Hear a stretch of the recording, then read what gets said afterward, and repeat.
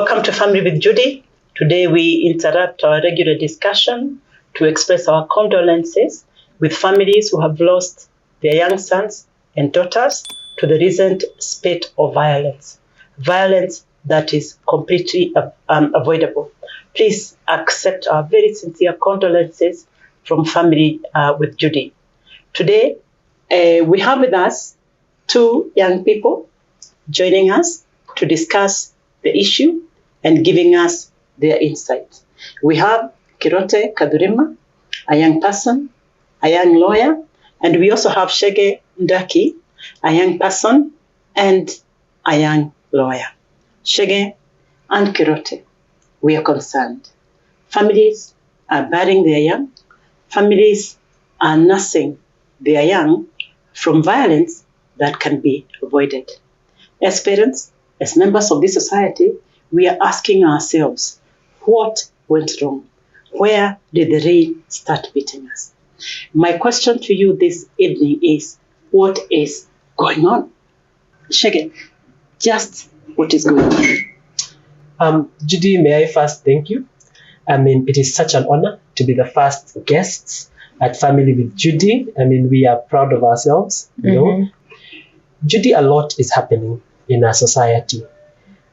The youth as we are right now are facing significant problems. And I think the problem stems from the society as it exists. The society has told young people that, one, there is a standard chart of success.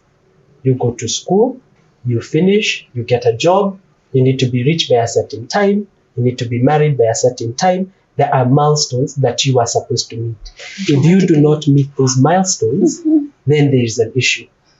Number two, society has told us that girls are the weaker gender. They are the vulnerable people. Society has told them that if something happens to you, it is best to just keep quiet, ignore it, and move on. Society has made it difficult for you as a lady to raise issue when some things happen. Three, society has crumbled in the sort of space that the remedies to solve the issues that we are facing no longer work anymore. We are at a time where many of these issues have come up before. In 2014, we had the my dress, my choice movement. 2019, we had another movement, her say. These are things that have come up before, but none of them have been dealt with. And there is a significant question as to how this society looks at gender-based violence, how this society looks at misogyny, how this society looks at patriarchy, how this society decides to solve those problems. If it has happened before, why is it happening again? Why didn't we ever sit down and in-depthly look at the issues that rose in 2014 and deal with them? Why didn't we in-depthly look at the issues that happened in 2019 and deal with them? Why is it still happening again in 2024? Number three, or finally, society has also crumbled in a sort of way that our government institutions that are supposed to deal with those problems are not dealing with them anymore. We have a judiciary that takes forever when dealing with some of these matters. Now, I am very sure, and I can tell our audience, that some of these cases will go to court. We will forget about them before they're ever decided, because the judiciary will take forever in moving those matters. And of course, it's a systemic issue and there are other problems that come in, but it really tells you of the kind of problems that we have that cause you to lose faith in the system. So everything put together has brought us to what we are facing today. Okay, thank you, Shege. So that's your view, that this has been coming. And as long as we don't do anything about it, it's going to get worse? Yes, it is going to get worse. Okay. It happened before in 2014. Yes. It happened again in 2019. Yeah. It's happening again now. And now it's not women being undressed on the street as it was in 2014. No. We are having deaths, and not one or two. Since the year started, we have had at least of 9 cases reported in the media of femicide. And if we don't deal with this issue, who knows what is going to happen before the end of this year? Thank you, Shege. Kirote, are you of a similar view? I truly am. And I believe, like Shege has said, it starts from society and how we've been cultured. Everything happens automatically. Automatically you finish school, you automatically get a job. You automatically now get your partner, you automatically now get into growing life. But to be honest, things on ground are not as we are told there. You have to tarmac for that. You have to really put in a lot of work.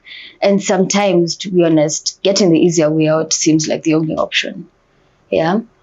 You don't necessarily want to go door to door knocking and asking for opportunities. 2 years down the line and you're still doing the same thing. What am I doing with my life? And if I can get the easier way route out, honestly, I would take it. And if that means I'll have to stoop as low as prostitution, I will. If that means I'll have to put food on the table, I will do that. Okay. Yeah, and these are things that are not often talked about. So if I see somebody, my peer, making it, and I'm not, I also get that pressure. And I'm starting to wonder, what is it that I can do to be able to match with my peers, to be able to move the way they're moving.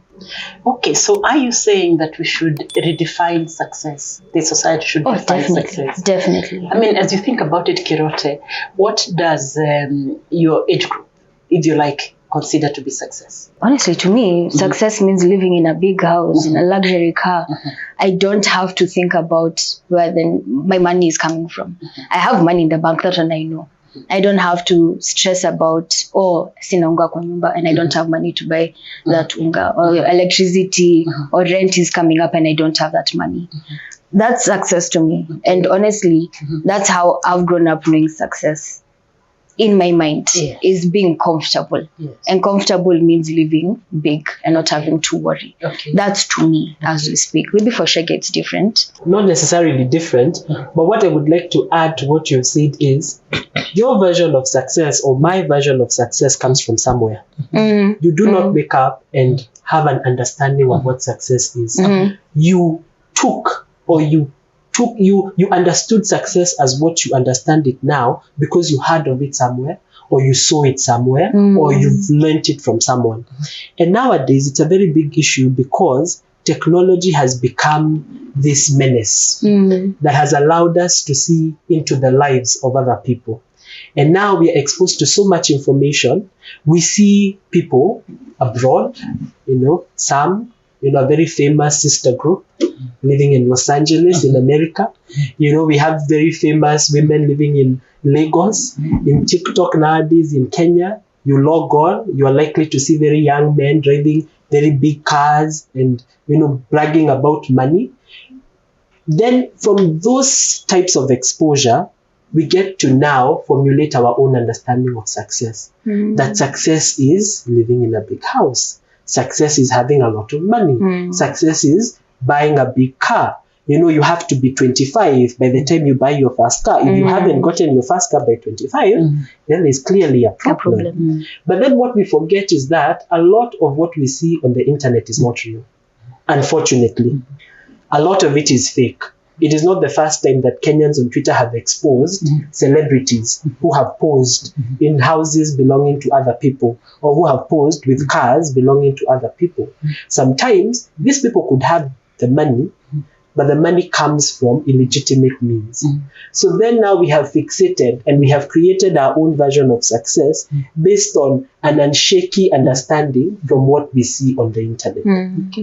So redefining success, I think that is in itself a very significant desensitization program that really as a society and as youth we have to get into, because it is so influenced by so many factors and so many people and so many pressures.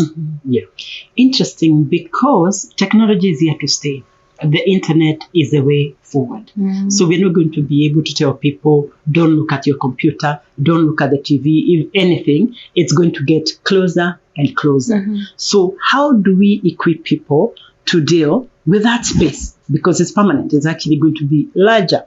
And then can you think of a way in which we can be intentional okay, as parents, because actually the theme of Family with Judy is to be intentional. Is families being intentional about living their lives and not leaving things to happen, as we have done with the internet. Because you see, it means that we did not prepare for the internet's coming. Because if we had prepared for the internet coming as parents, we could have perhaps have equipped our children with the ability to navigate this world out there. Okay, because the honest truth is, how many people are living large on TV, on the internet? There are only so many people. There are also so many other people out there who are not. So if we had thought about it, we could have been intentional and we could have prepared our young. So my question to the two of you is, seeing that there's nothing we can do about the internet being there, how can we be more intentional as parents and as a society? I think the first thing is just honesty. We grew up being told that we weren't told a lot of things for the aim of protecting us as kids. We weren't open to a lot, weren't told about a lot of what usually happens. We came to find out for ourselves on the street. I wasn't told about catcalling by my mother. I came to learn about it by myself. Yeah.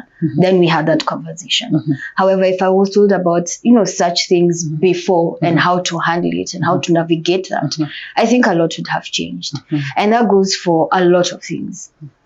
We don't talk in families open and honestly about a lot, about what people are actually going through within the household. And you take that and you bring it outside with you. Yeah. And you start grasping at things to try and get some sense of understanding. For example, small things like how to handle money. How do I know how to handle money when we've never had that conversation? And the small money that I'll get, I will channel it towards what I think is right.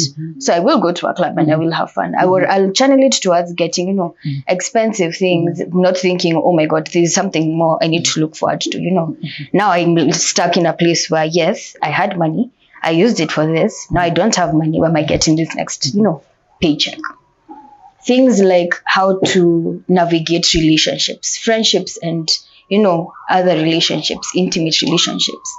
How do I navigate that? I've come to learn most of that by myself without having to talk to my parents, even, confiding them that this is what is happening.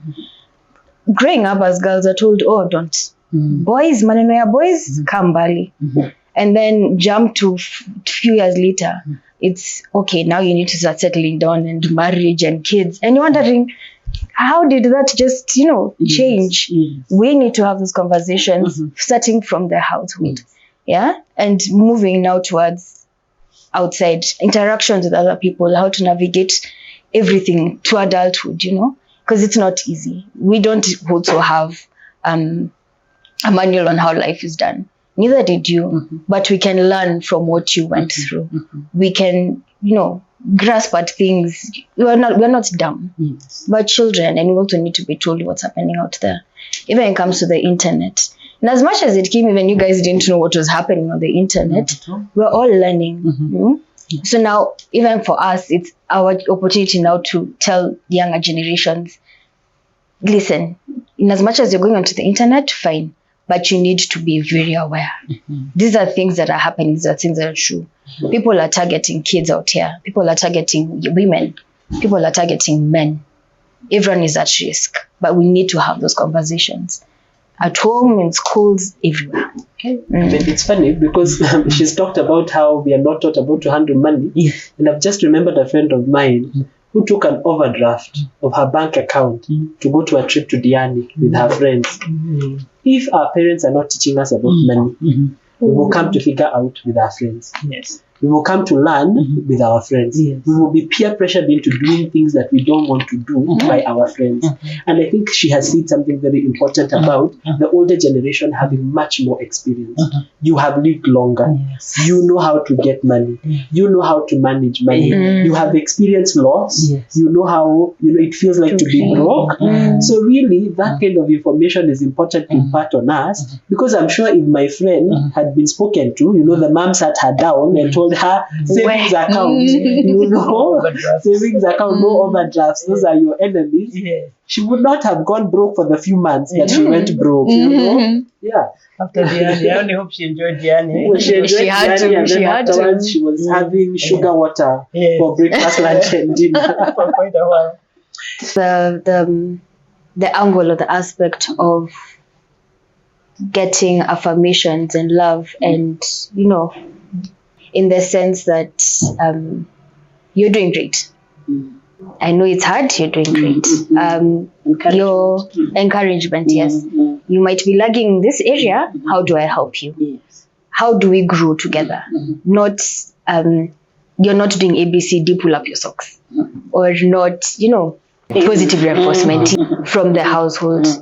And with that, you'll find that you're raising kids who are more aware. Who are more aware in the sense that I might be having a hard day, but I know what to do to navigate that. I might be lacking in this area, but I know where to go to get that encouragement. And it's at home. Or with your friend group. Also getting a very good support system in friends is a very big thing. So that as we continue growing, we're not leaning onto, social media as I can get there and I will look for other ways to get there, or I can get affirmation by doing A, B, C, D for social media for you to show me love through likes and comments. Starting from the household for affirmations and encouragement is a big thing. Yeah. Okay. Thank you very much. Shege, do you have something to say about that? Yeah.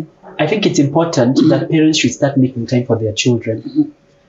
We know you're busy, and we know sometimes it gets to a point and you feel like there's a disconnect with your children, but it is important to build friendships with your children. We might be 25, we might be 30, we may be however old, but trust me, we are still children. We are still very immature and need a lot of guidance from our parents. We need to act it. We need our parents to form those bonds. When something happens, your parent is the first person you run to. Yeah.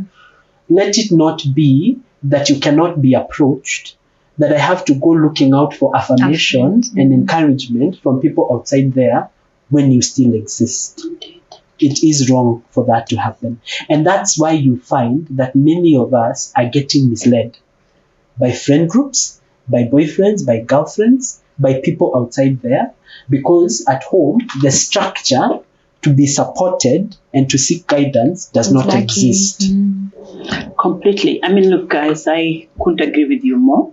And I think as parents, we also are very judgmental, you see. Compassion, I know, is lacking in many spaces. And so if you can't get compassion from your parent, you get nothing but judgment. You got to go seeking it out somewhere else. But I need to remind you, and in agreeing with you, that actually Article 45 of our Constitution says family is a fundamental unit of society and the basis of social order. So what you just said resonates with our supreme law, the Constitution. We hope that we as parents will be able to get feedback from you, be more intentional, even though we may not have been equipped with those values, with those skills. We can still learn because we can be intentional. My next question to the two of you is what is it that the young people can do to protect themselves out there? It is important for young people to realize that this is a dangerous era that we live in. This is something Esther Passaris had said on KTN News some time back, in the heat of these conversations that are happening right now around femicide. She said, the times we are living in are the times of madmen walking around the street. We're in the times of cultism. I mean, Chakahola and all that, and TB Joshua and that entire documentary. We're in the time of people not having empathy. That people can actually put stuff in people's food and people's drinks and hope to get away with that. So as we know that we are living in this society, it is important, and we are not saying that, we are not victim blaming. We are saying that because we realize the kind of society we are living in, it is imperative that we take a bit more caution in how we carry ourselves, in how we deal with other people, in vetting the sort of relationships that we get into. It is important that, for example, if you decide to use dating apps, it is extremely important for you to be cautious as to the people you're meeting. It would not be okay for you to meet someone you never knew at some secluded place somewhere without knowing who they are, knowing where you're going, and telling anybody, what's going to happen. It is important that you realize that there could be a mad person there who is planning ill for you. I mean, we have seen in one of the cases that, has been reported, one of the perpetrators it has actually been confirmed that it's not his first rodeo. He does that. It's something that he does before. He lures people with money and then goes on ahead to torture them. It is important to realize that these people exist and you need to protect yourself against them. So take caution. And number 2, let us realize now that we can no longer live in the era of minding our own businesses. Everybody's business is our business, especially we the young people. We need to be our brother's keeper. Watch out for the person next to you. If you are in a party and you see something funny happening around someone, I mean, you see someone hovering over someone's food or someone's drink, I mean, raise alarm. Maybe caution that person. If you see something happen, you hear a scream. If you see something, say something. Report it. Do something to actually seem to protect the life of another. Thank you, Shage. Kirote. I think mine would be compassionate. We're already living in a world where so much is happening. To add on to, walking on eggshells as people around here is not how we want to be. Moving forward. You don't walking down the street and having to be fidgety and looking, oh, who's this, who's that? I need to, send my current location to a friend. Be compassionate. People are going through so much for us to be adding, such things. And also as friends, can we band together and, be able to call out each other when we see behaviors that are not right? If you see somebody acting out or acting funny, call them out. Say something. Be the reason that they change, or be the reason that you save someone from going through a world of hurt. You don't just sit there and say, well, I didn't have anything to do with it, so it doesn't bother or concern. It's none of my business. No. Say something. Stand up. Talk. If you have a friend who's been doing things over and over again and you're there, you're sitting with them and you're seeing the next victim walk in and you're okay with that. No. Say something. Be the change that you want to see. It has to start from us, Yeah, I think those are like some of the few things that we can do. On top of what we already know, go to the cops, report these issues once they happen. Don't sit down and, keep quiet. Be a voice.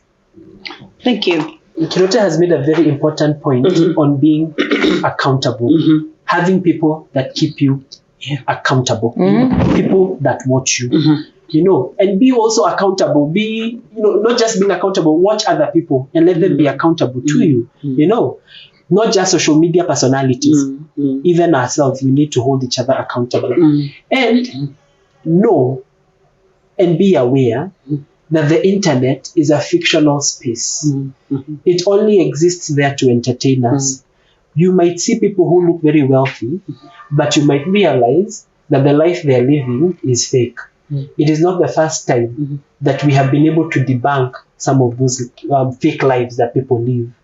It is not the first time that we have been able to know that people are actually taking photos in somebody else's home or in somebody else's car or actually modifying the pictures of how they look in order to gain more likes on social media. Know that the internet is fake. Just because everybody on Instagram is going on holiday, it might not be the case on the ground. Aspire. I am not saying do not aspire. Aspire. Aspire to be the best. Aspire to gain as much as you can. Aspire that wealth. Why not? It makes life easier. Money is good. Aspire money. But know that it takes a long time before you get that. You know, legitimate wealth takes time and effort and skill to build. So put effort in that, save up, you know, live your life well, and do not be led by what you see online. Thank you. But also, and it's good when people make wealth, when people have money, because their basics are met and more than their basics are met. But also, it's not everything, okay, in the end. So perhaps we have also failed as parents in making you think that if you don't succeed financially, then you're not successful. Because there's so much else to be successful. Many years ago, I went to make a presentation in the US. I think it was a congress. And somebody asked me, that's such poverty. People must be very depressed. And I said, actually, no, they're poor, but they're not depressed. And I gave this example of a woman, because I had seen her sitting outside her shack in Kibera and drinking a cup of tea. And she was laughing like I hadn't had anybody laugh for like 30 years. And you know why? Her family was well. So everything was well with her. So we also make that mistake of thinking that if you got money, you've got everything you need. But it isn't so. There is so much more than just money. But ladies and gentlemen, you've got it there from Shege Ndaki and from Kirote Kathurima. Thank you very much for being our first guest in this show. We'll continue having this discussion in the future. But what I hear being said to parents is that we have to be intentional. We have to be ahead of our children. We're going to have to negotiate these pieces for them before they get there, because then only then can we help them navigate those new spaces. To the young, I have heard, be cautious, be careful. This is not the environment that we have been dealing with. There is danger lurking at all corners. Take responsibility for yourself, because security starts with you. See you next week, back with Ken, the drone guy, and Caro Coffee. Thank you.